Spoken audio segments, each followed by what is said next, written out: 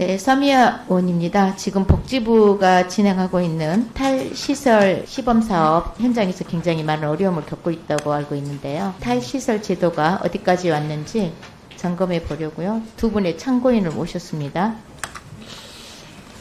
먼저 강현석 참고인님께 질의하겠습니다. 참고인은 탈시설 시범사업을 수행하고 있는 기관장이시죠? 네, 맞습니다. 저는 2022년도 8월부터 탈시설 시범 사업을 진행하고 있는 사단법인 전라북도 중증장애 자립생활연대 대표를 맡고 있습니다. 네.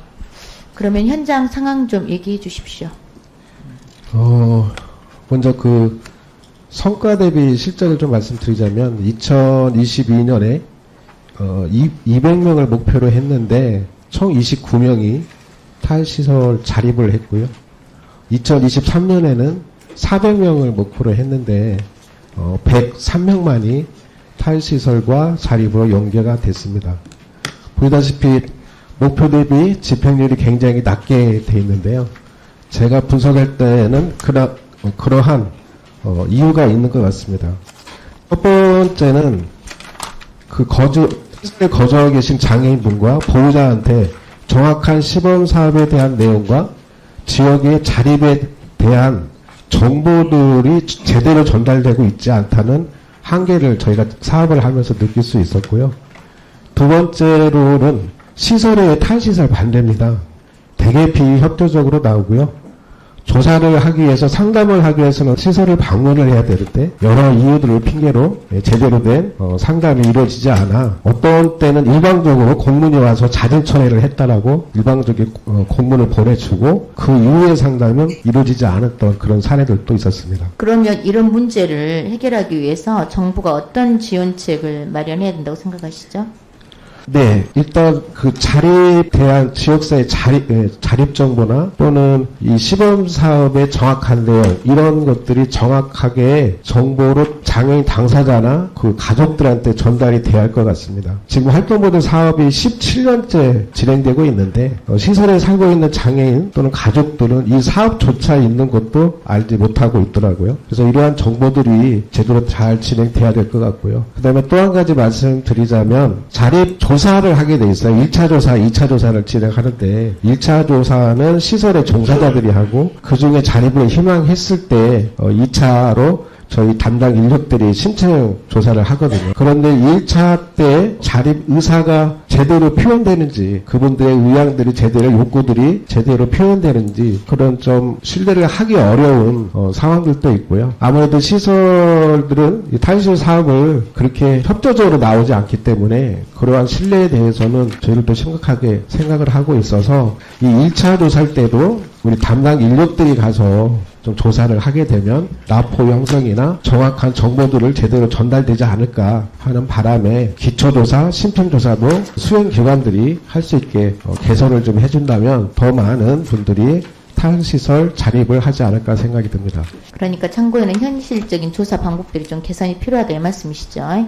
네네. 장관님, 현장 목소리 들으셨죠? 네, 들었습니다. 당연히 탈시설 지원 기관이 시설에 방문해서 정보 제공하고 자립의지 있는 분들한테 지원하는 것이 탈시설 지원이잖아요. 예. 그렇죠, 장관님? 네. 지금 시설들이 여러 이유를 대면서 방문조차 막는 것은 좀 말이 아닌 것 같은데 목표는 복지부가 잡았습니다. 좀 관심을 가져주셨으면 좋겠습니다. 개선될 것들 금방 현장 목소리 참고하셔서 네. 개선 검토해 주시기 바랍니다. 탈시설 당사자시고요. 발달 장애인이신 박초연님께 질문하겠습니다. 박초연님 앞에 나와 계시죠? 간단히 자기소개와 시설에서 어떤 삶을 살으셨는지 편하게 얘기 좀 해주세요. 안녕하세요. 저는 박초연입니다. 저는 장애인 거주시설에서 20년 동안 살다가 올해 초에 시설에서 나왔고 지금은 자립해서 살고 있습니다. 그리고 피플퍼스트 선보센터에서 일하고 있습니다. 시설에서의 저희 삶은 다른 사람이 짜놓은 대로만 사는 삶이었습니다. 시설에서는 한 사람이 여러 사람을 관리하니까 일손이 늘 부족했습니다. 그래서 저는 시설에서 저보다 더 중증인 장애인을 돌보면서 지내야 했습니다. 저는 미움받기 싫어서 선생님들이 시키는 일을 악착같이 했습니다. 정말 힘들었습니다. 시설에서 꼭 나오고 싶었던 이유는 안 죽고 싶어서 나왔습니다. 시설에서는 내가 왜 살아야 하는지 모르겠다고 생각했습니다. 저는 내 삶을 계획해보고 싶었습니다. 내 삶은 내가 만드는 거니까. 근데 시설은 한 사람 한 사람이 삶을 계획해서 스스로 살 수 없습니다. 왜냐면 손이 많이 가서 싫어하니까요. 지난 일요일에 저는 친구 집에서 외박을 했습니다. 시설에서는 밖에 나갈 일이 있으면 무조건 허락을 맡아야 하는데 이제는 허락 맡아야 할 사람이 없다는 게 너무 행복했습니다. 지금 제가 엄청 잘 살고 있진 않아도 살고 싶어졌습니다. 이런 행복을 느끼고 싶어서 계속 살고 싶습니다. 자립하는 과정은 쉽지 않았습니다. 시설에서 운영하는 체험홈에서 6년이나 지냈습니다. 체험홈은 시설에서 나와서 살기 위해서 자립을 준비하는 곳인데요. 저는 오랫동안 체험홈에서 나오지 못했습니다. 나가서 살 용기가 없었습니다. 이제 자립하고 보니 저에게 가장 필요했던 건 돈이나 자립 기술이 아니라 자립해서 잘 살 수 있을 거라고 얘기해주는 사람이 필요했던 것 같습니다. 자립을 도와주고 나가서 사는 방법을 가르쳐주는 사람이 있었다면 저는 제가 시설에서 그렇게 오래 안 살았을 거예요. 그러니까 초연님은 어렸을 때 시설에 들어가셔서 체험홈 6년까지 포함해서 20년 동안 시설에서 사셨는데 탈시설을 알려주시는 선생님을 일찍 만났더라면 더 일찍 나왔을 거라는 말씀이시죠? 네, 맞아요. 저는 체험홈에서 6년간 살았지만 다른 동료들은 평생을 체험홈에서 살기도 합니다. 체험홈은 자립을 준비하는 과정처럼 보이지만 실제로는 또 다른 시설 같습니다. 그러면 초연님이 시설에 있을 때 탈시설 지원 사업을 몰라가지고 시설에서 못 나오는 다른 언니 오빠들 많이 있었어요? 제가 살았던 시설의 사회복지사 선생님은 초연이 너는 자립할 수 있지만 장애가 심한 언니, 오빠, 동생들은 탈시설 하면 갈 곳이 없어 라고 했습니다. 저는 남겨진 사람들에게 너무 미안합니다. 제가 살았던 시설에는 아직 많은 언니, 오빠, 동생들이 있습니다. 이 사람들은 단 한 번도 시설에서 살고 싶다고 한 적 없이 시설에서 20년 넘게 살았습니다. 시설에 들어갈 땐 가고 싶냐고 물어보지도 않았으면서 나갈 땐 진짜 나가고 싶은 것인지 확인하는 게 잘못됐다고 생각합니다. 의원님들, 보건복지부 장관님, 저는 시설에서 사는 장애인들이 여기 계신 의원님들, 비장애인들과 똑같은 사람이라고 생각합니다. 장애인의 자립을 막지 말고 어떻게 하면 같이 잘 자립할 수 있을지 고민해 주세요. 시설이 아닌 동네에서 다 같이 살아요. 감사합니다. 장관님, 네, 잘 들으셨죠? 네. 금방 들으신 것처럼 시설에서 살고 있는 장애인분들에게 자립에 대한 정보가 잘 제공되지 않고 있습니다. 조사 그 주체가 시설과 관련된 사람이 하다 보니까 잘못된 그 결론을 유도할 수 있다는 지적이신 것 같습니다. 예, 그런 것을 시정할 수 있는 방안을 만들고요. 하여튼 26년 자립 지원 사업, 시범 사업의 본 사업 전환을 하게 되는데 차질 없이 준비하도록 하겠습니다. 네. 네.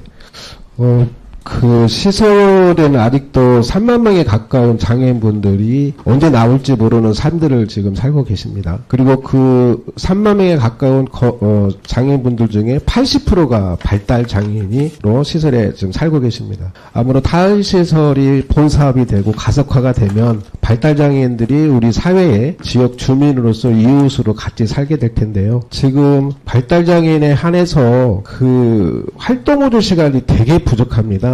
저처럼 신체의 장애를 가진 사람들은 그나마 좀 욕구에 맞게 활동보조 시간들이 배정이 되는데 발달장애인은 타인의 도움을 더 필요로 하는 그런 장애를 가졌음에도 불구하고 그 시간이 너무 부족한 것 같습니다. 그래서 장관님이 발달장애인한테 활동보조를 더 추가적으로 받을 수 있게 조금 더 관심 가져주셨으면 좋을 것 같고요.